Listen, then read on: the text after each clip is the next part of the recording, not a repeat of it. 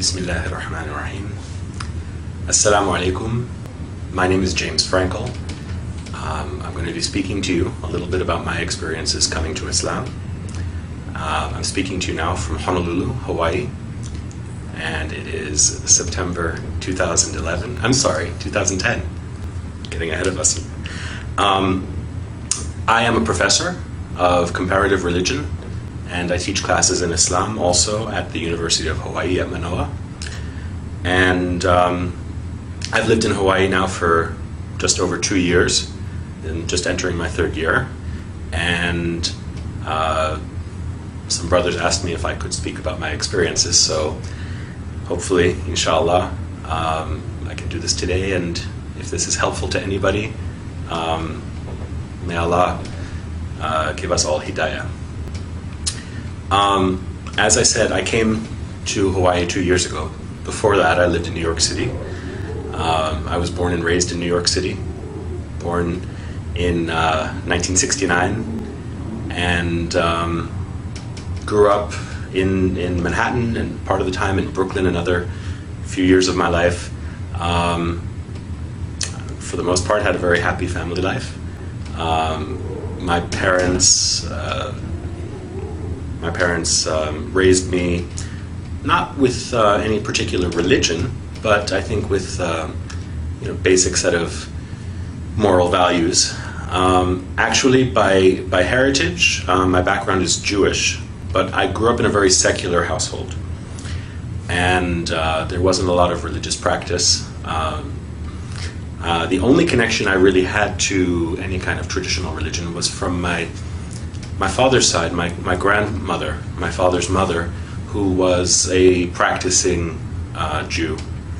And, it's from her that I learned a few things, Bible stories, stories of the prophets.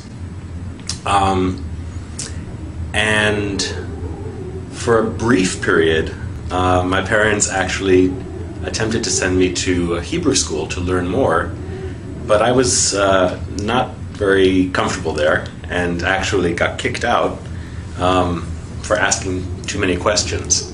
So this is probably my character, and it has brought me, I should say, to where I am today. As a professor and as a Muslim, I continue to ask a lot of questions.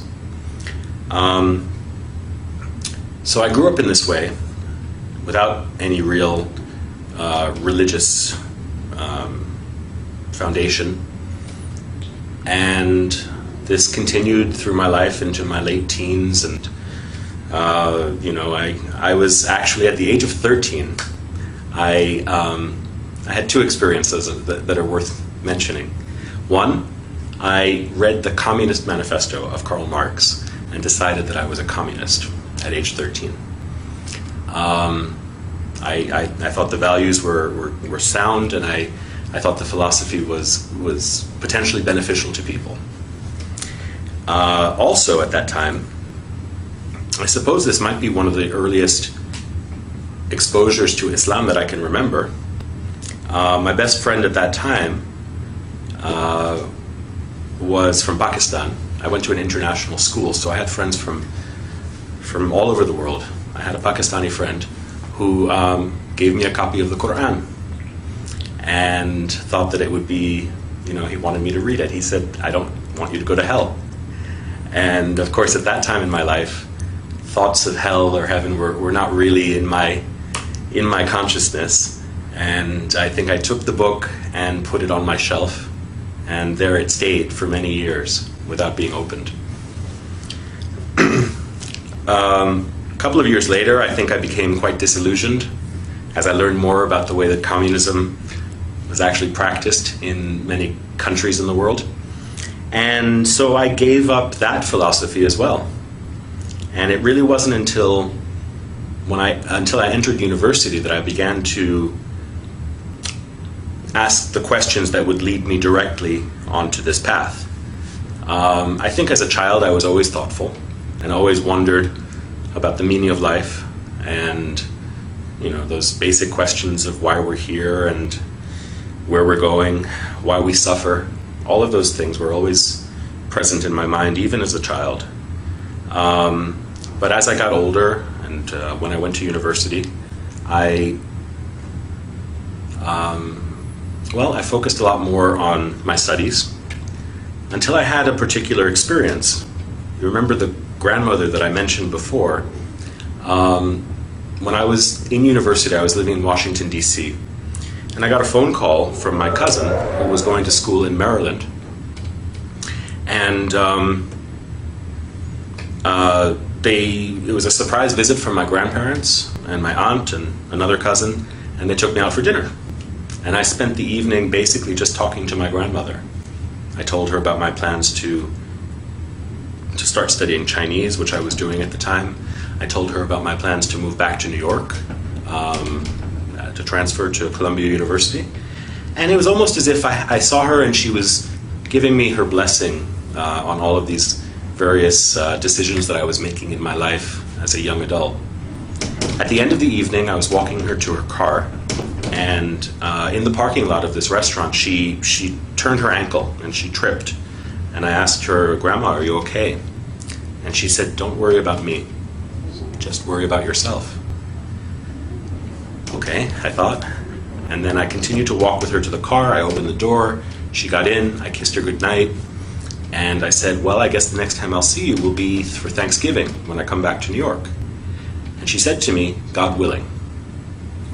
And okay, I didn't think much of it at the time. I closed the door and off they drove. My cousin took me back to my dormitory and I went to bed. And early the next morning, I got a phone call, and it was my cousin. And I asked him why he was calling so early. And he said, there was no other way to say it. He said, "Grandma died." I said, "Really?" I thought he was joking, maybe. I said, "What are you talking about?" And he explained that she had a heart attack in her sleep. And of course, her final words to me, were echoing in my ears. I said, "I'll see you soon." And she said, "God willing." And I said, "Are you okay?" And she said, "Take care of yourself." So to this day, it was an unexpected visit, and of course an unexpected departure for her. And to this day, I can only wonder, about the meaning of that encounter with my grandmother, who, of course, as I said, was my only link to traditional religion. I went back to New York for the funeral, and it was a traditional Jewish funeral. And the rabbi who was giving the eulogy spoke about my grandmother and said, "Sarah was a rare treasure," he said. "She was like a jewel, and now God has taken this treasure back to him." I said, "Okay." That's what rabbis would say. When the rabbi came to my grandfather's house to pay his respects, I wanted to ask him some questions. I wanted to ask him questions about certain practices that are practiced in a Jewish home at the time of someone's death. And he told me, "Don't worry about those things." He said, "That's just tradition." I said, "Okay, then how about this? In your sermon, you said that my grandmother, I don't know how well you knew her, but you said that she was taken by God. So where is she? And for that matter, where will I go? Where will you go?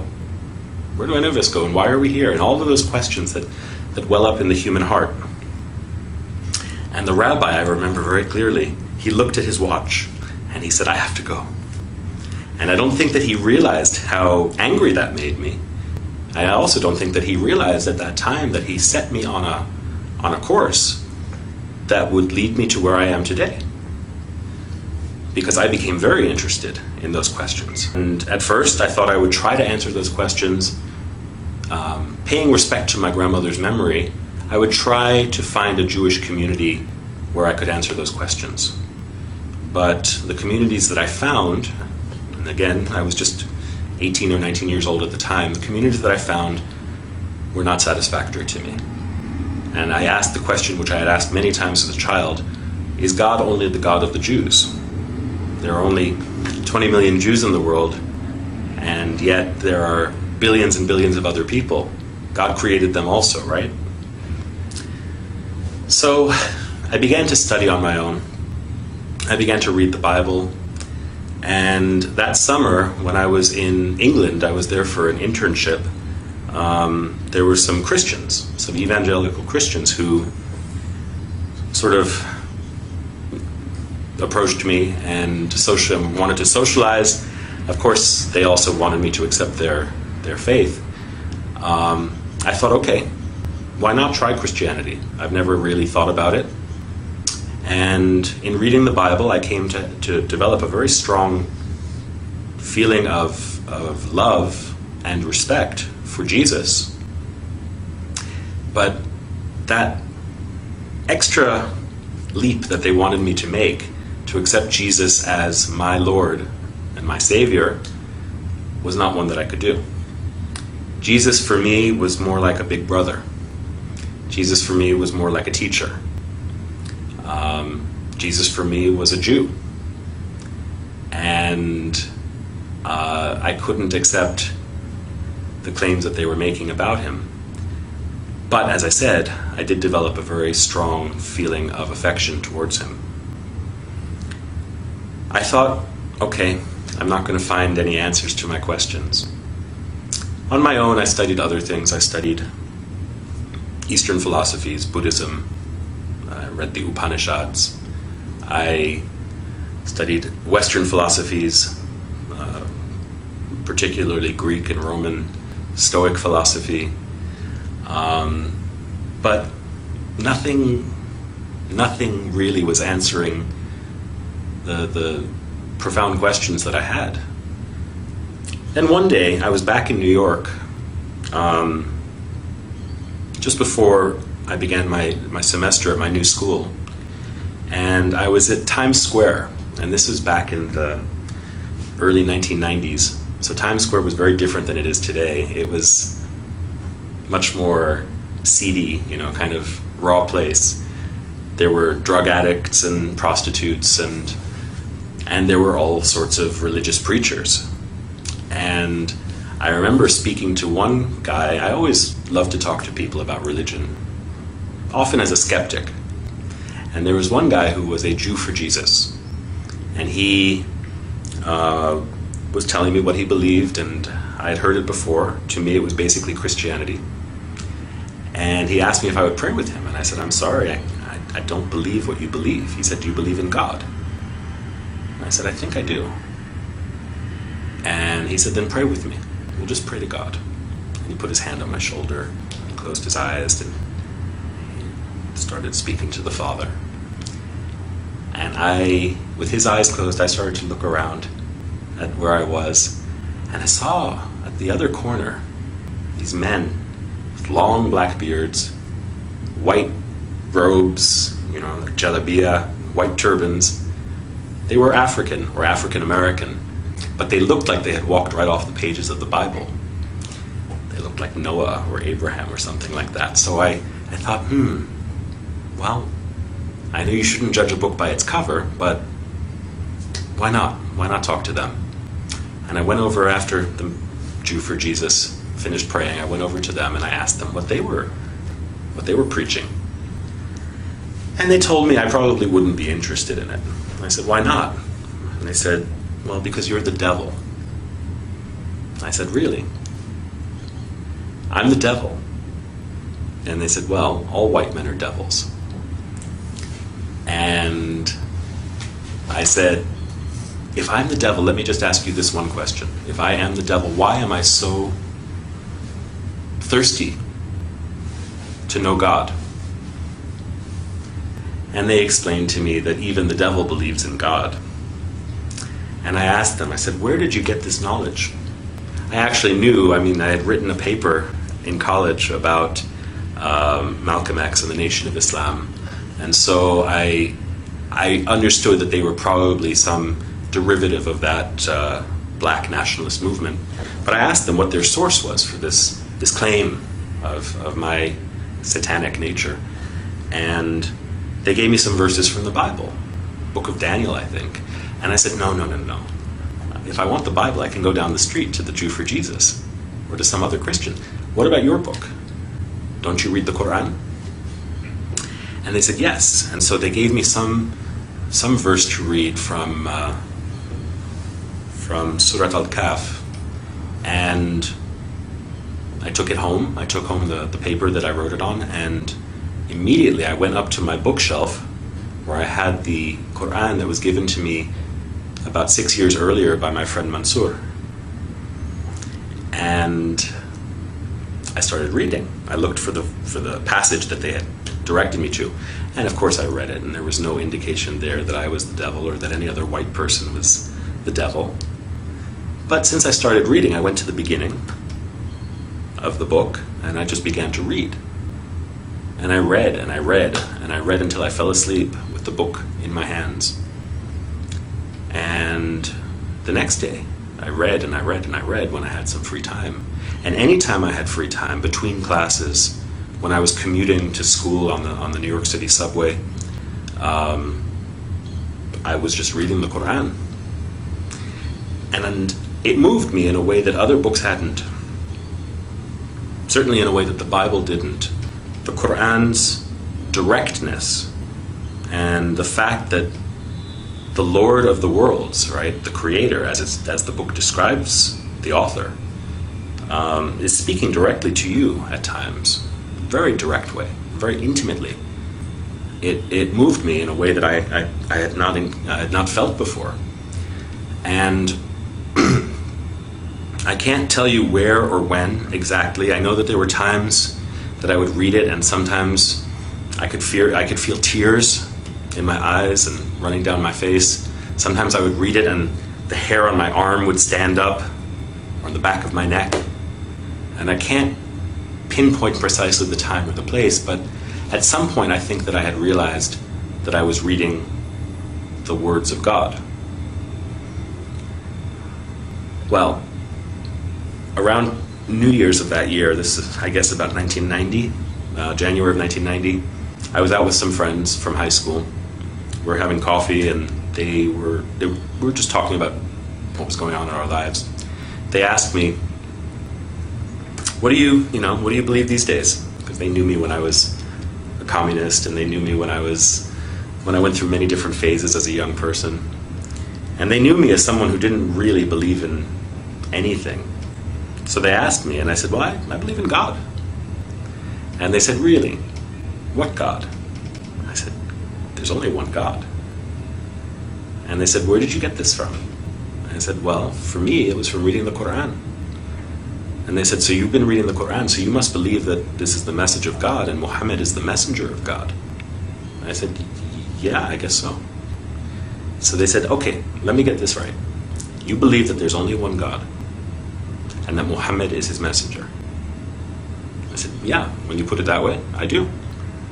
And they said, you're a Muslim. And I laughed. I said, I'm a Muslim? You're a Muslim. You're from Pakistan. I'm just a guy who believes in God. They said, no, you're a Muslim. If you believe that there is no God but the one God and that Muhammad is his messenger, you are a Muslim. And I was in shock. For the next few days, had to think about what that meant. And I contacted my friend Mansour, the one who had given me the Quran when I was 13 years old. He was at University of Pennsylvania, and he was working in the Muslim Students Association there, I think. I thought I'd heard that. And so I asked him if he could send me some literature that might, give an introduction to Islam, and also, the life and the requirements, I guess, of a Muslim. And he sent me a book or two, and one book in particular, Islam in Focus. I can't remember the author's name right now, but this book provided a very good introduction, not only to basic beliefs, but also to the 5 pillars of Islam. And I learned how to make salat. I learned how to pronounce the shahada. I learned how to make my wudu. All of these things from that book. And I started praying. I guess you could say I was a closet Muslim. because I was living in my parents' home at that time, and I would close the door and I would say my prayers. And even the first time that I ever fasted in the month of Ramadan, I did it completely on my own. I had no community. I just found out what time the sun would rise and what time the sun would set, and ate at the times that were permitted. And so for the first 6 or 8 months of my life as a new Muslim, I did this completely alone. And my guide was the Qur'an and the book of this scholar. And that's the story of how I embraced Islam, actually. At a certain point, I had to tell my family. And so this was sort of coming out of the closet. And one night at dinner, I was sitting with my family, and I told them, I said, I've been reading the Qur'an. They said, yeah, we know. We've seen you carrying it everywhere. And I said, I really believe it. And I said, what I've learned is that besides believing, there are certain practical implications of that belief, which I have chosen to follow also. So I guess that makes me a Muslim. My mother's reaction was very strong. She cried. And I think she asked herself, and probably looked at my father and thought, where did we go wrong? How did this happen? I think my father's approach was much more relaxed. He probably thought to himself, well, my son was a communist when he was 13. He was, a skinhead when he was 16. He went through so many different phases, maybe this is just another phase. And I suppose both my mother and my father were onto something. I mean, this was a phase, but it wasn't just a passing phase, or so I thought, or hoped. And my mother must have realized that I was serious. But of course her reaction was one of fear and regret, which I suppose are understandable when one is ignorant and only has distorted perceptions based on misinformation or limited information.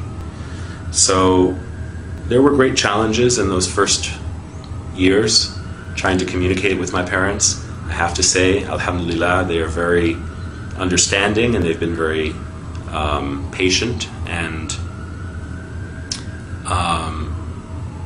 we've come to a better understanding. At first I think my mother worried that I would turn into some kind of a monster. But I tried to reassure her that, since embracing Islam, I'm a better student. I think I'm a better son,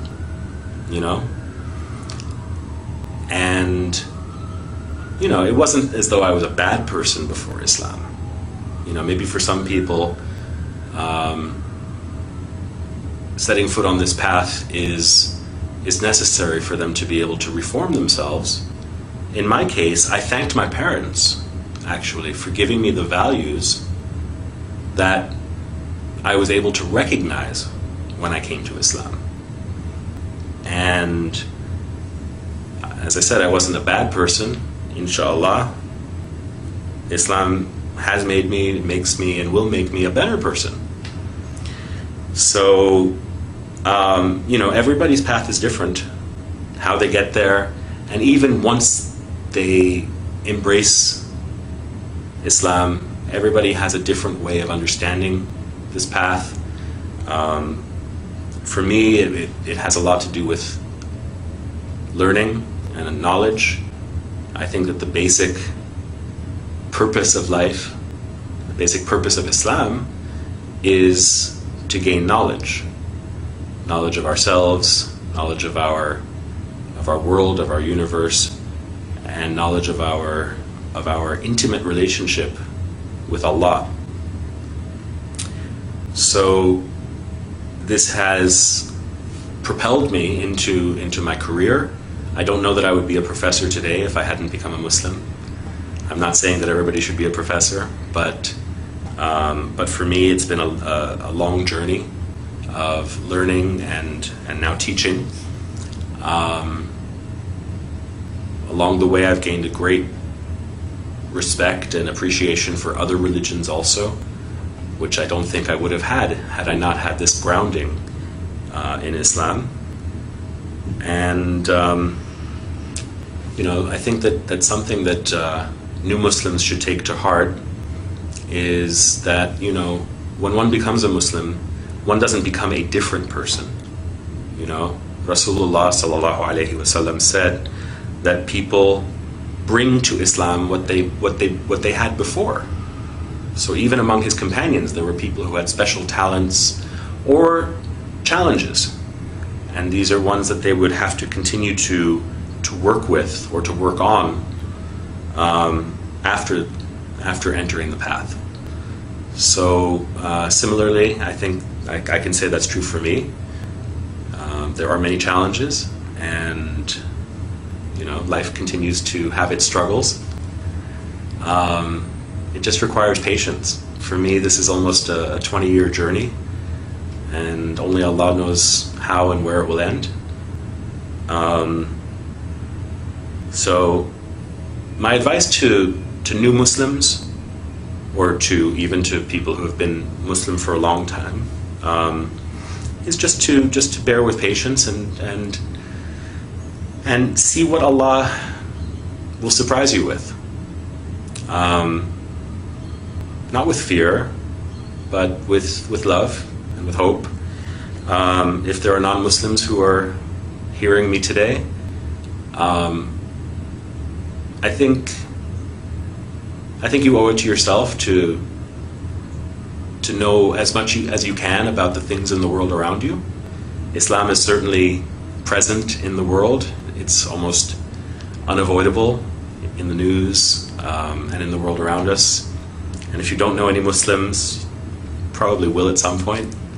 I think it behooves all of us to know each other. So, if you're curious, there are lots of resources out there.